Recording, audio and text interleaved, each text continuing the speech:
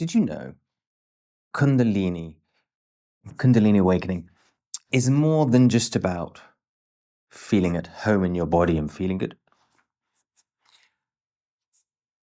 A full awakening is much, much, much deeper than that.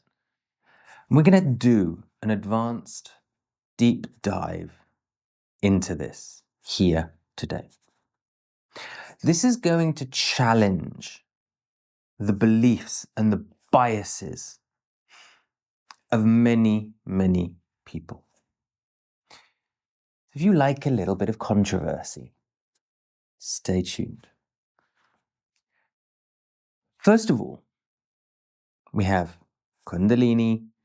First of all, not even Kundalini. First of all, we have pranic energy, which wakens up the body, that lets everything flow, which releases trauma, what they call Kundalini activation. Then once we've healed, we get Shakti rising up the spine, which is Kundalini energy rising, not Kundalini awakening. And then we get the meeting of Shakti with Shiva, and we get Shakti Shiv.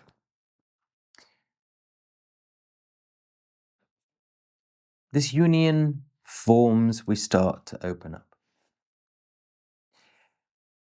What is the ultimate place? What is the ultimate reality that this leads us to? Well, if we look at Hinduism,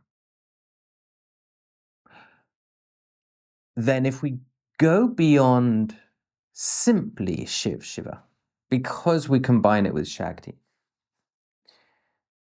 we must be going towards the ultimate reality, or the ultimate ending would be Atman, Brahman, the Godhead, right? Union with the Godhead being Atman. Now this would be once we attain that reality, once we drop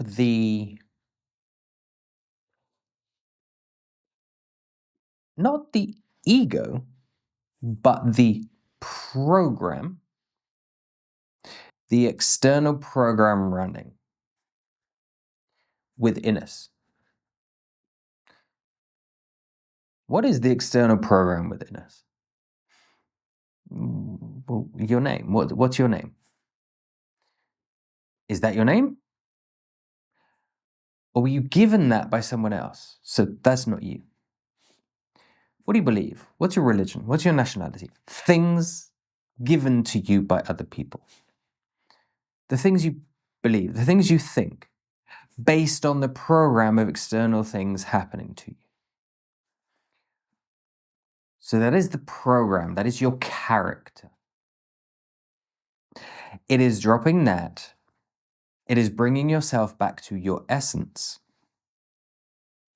And that essence, through the Shakti Shiv union, through the dropping of the I, embodiment with the Godhead. And we'll leave that point there. That's not quite yet Atman, but it's very, very close. And this is where we're suddenly going to shift. And we're going to look at Buddhism. The Buddha was a Hindu, a very well-educated Hindu, who left home at 29 years old from a very wealthy family, very well-educated, very good with words. A person that could talk the talk and had the knowledge to back it up with. Very good at convincing people. Just one man, but convinced a lot of people. In this day and age, one man to convince people and start a new religion might be a little more difficult because the level of education of people is possibly a little bit higher today. Possibly not in some cases. And so he took the ideologies of Hinduism and rejected its politics, rejected its dogma, rejected its external programming, and looked within, looked to the root. So he was a rebel, an educated, higher class rebel of the system. And so he came up with, if we remove all the dogma, if we remove everything, if we remove the idea of the God and the Godhead, then, as in God being something specific, God being something concrete, definable, despite every religion saying it's non-definable. But if we take that and we live, he didn't reject past lives and future lives. But so there are many cycles of living to get to the point where you can release,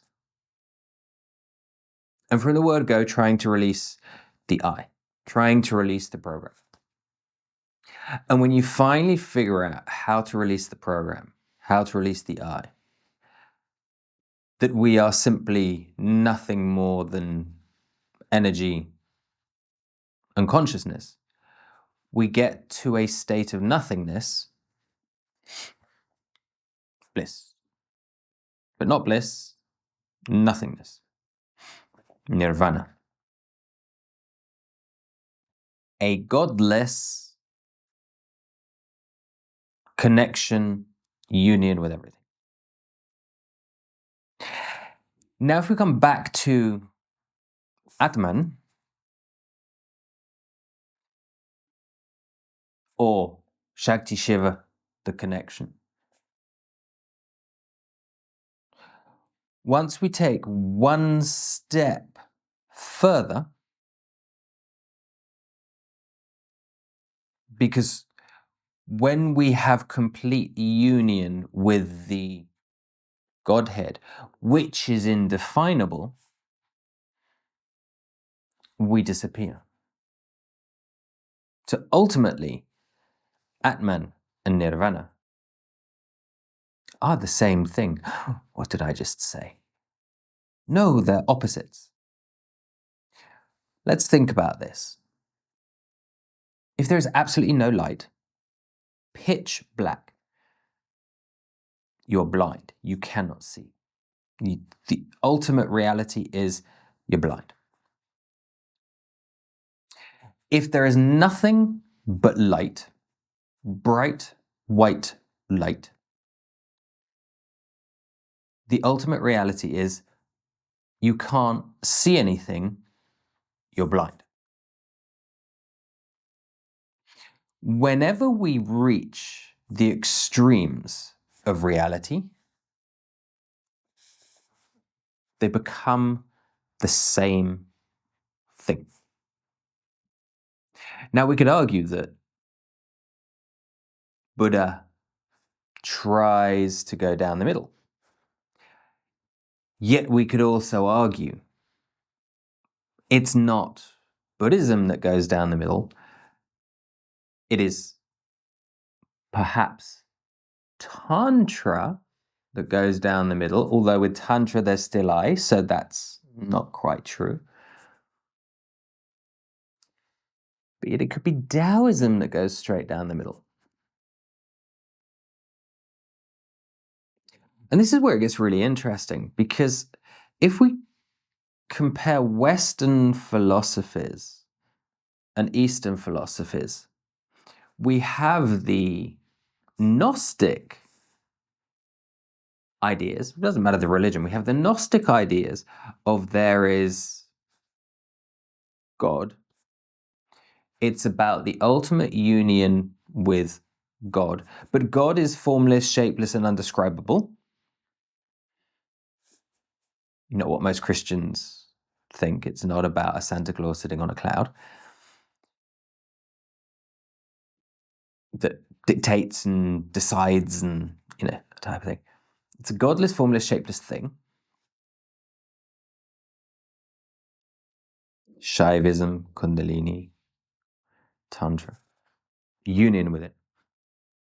And then we have agnosticism. So what is the difference between agnostic and Buddhist? Agnostic is saying, questioning, well, I don't know, perhaps there is, perhaps there isn't. And Buddhism just assumes, well, there's no point in wasting time, let's just assume there isn't. So we have the Gnostic and the agnostic sides of the connection. Some people might ask, well, where's the atheist? Well, atheist is just, there is this reality, and when you squash that ant, the ant's gone.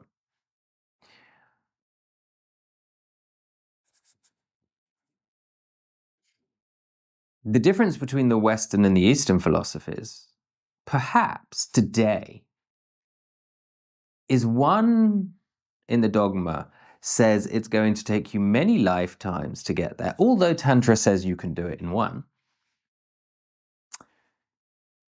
Where the Western ideas is more immediate and saying you will get there. Everyone gets there in one lifetime. It only takes one lifetime. But to push the immediacy, the pressure, the control, not only is there nirvana and Atman, there's a negative nirvana or negative Atman, just to make sure you do as I say. But if we take away all the dogma, if we take away all the political and humanistic ideas of all these things, we are left with two simple philosophies. To let go of the I, to embrace the reality.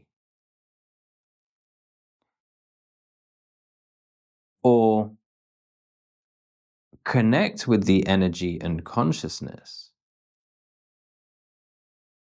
releasing the ego, the I, along the way to reach the same place.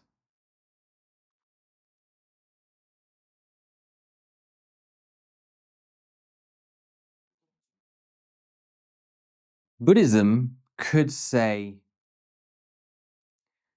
we go further than Kundalini awakening because we get to nirvana, not just Atman. Yet Atman ends in nirvana.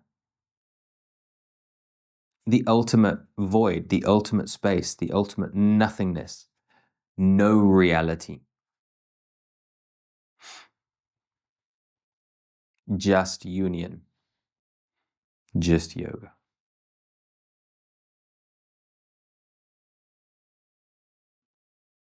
So a Kundalini awakening, true, full Kundalini awakening,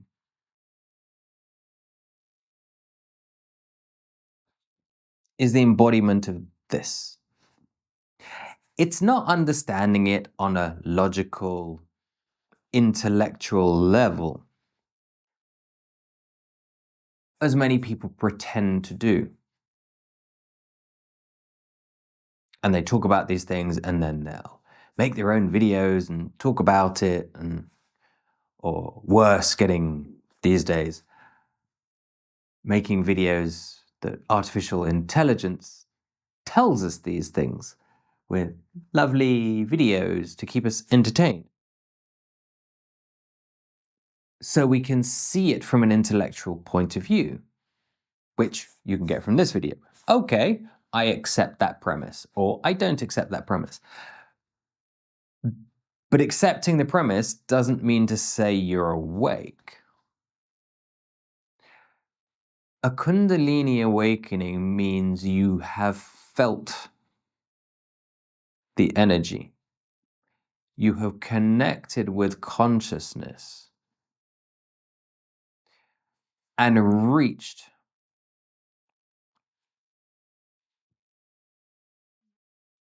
at least the comprehension, the internalization of Atman, if not Nirvana.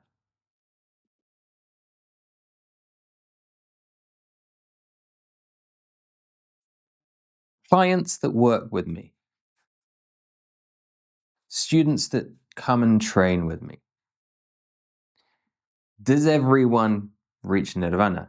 Does everyone reach Atman? Or the understanding of it? No. Does anyone? Yes, they do. They experience it.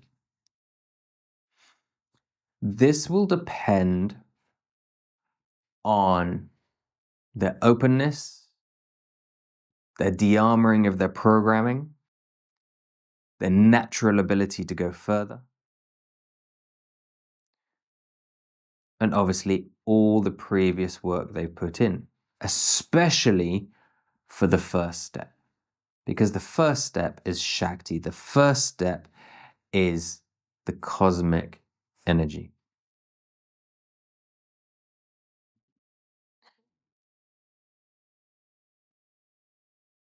Who do we go the Buddhist route? Well, if we look at the Buddhist route,